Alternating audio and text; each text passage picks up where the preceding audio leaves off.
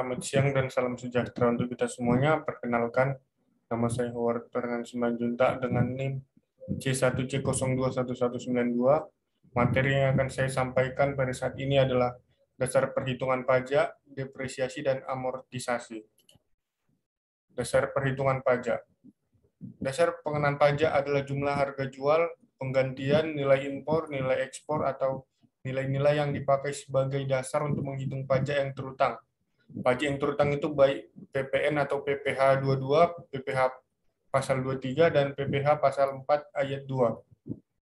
Pengertian biaya. Menurut ilmu akuntansi, pengertian biaya adalah nilai pengorbanan terhadap proses produksi suatu produk yang dinyatakan dalam bentuk satuan atau berlakunya harga pasar.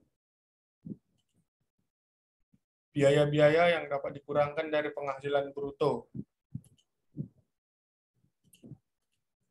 A. Biaya yang secara langsung atau tidak langsung berkaitan dengan kegiatan usaha, yaitu yang pertama biaya pembelian lahan, biaya berkenaan dengan pekerjaan atau jasa-jasa termasuk upah, gaji, honorarium, bonus, gratifikasi, dan tunjangan yang diberikan dalam bentuk uang.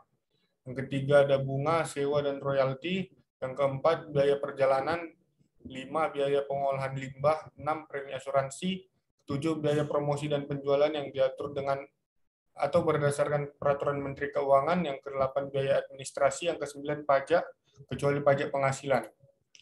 B. Penyusutan atau amortisasi yang mempunyai masa manfaat lebih dari 1 tahun. C. Iuran kepada dana pensiun yang pendiriannya disahkan Menteri Keuangan. D. Kerugian karena penjualan dan atau pengalihan harta dalam perusahaan untuk mendapatkan, menagih, dan memelihara penghasilan. E. Kerugian dari selisih kurs mata uang asing. F.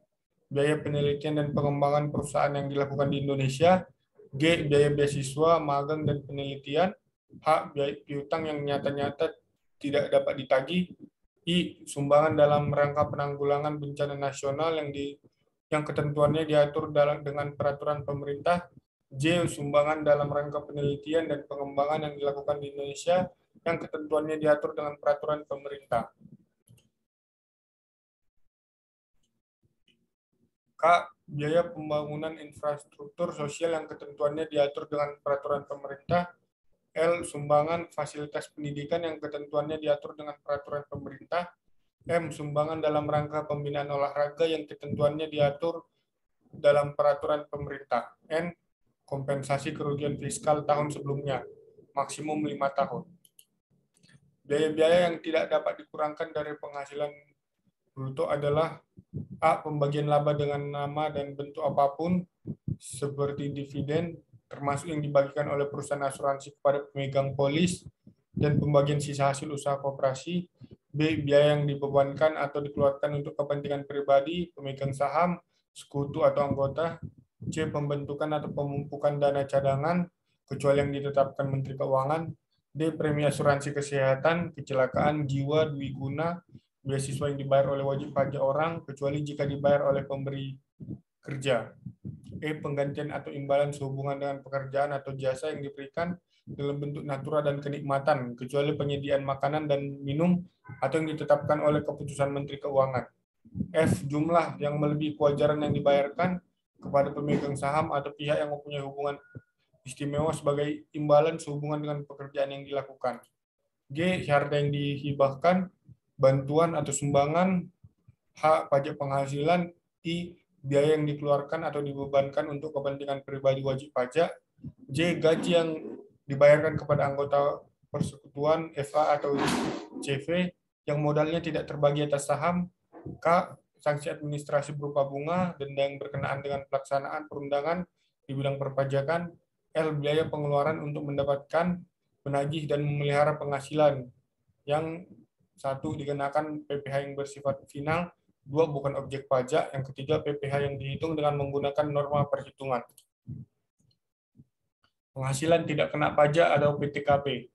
Penghasilan tidak kena pajak adalah pengurangan terhadap penghasilan neto orang pribadi atau perseorangan sebagai wajib pajak dalam negeri dalam menghitung penghasilan kena pajak yang menjadi objek pajak penghasilan yang harus dibayar wajib pajak di Indonesia.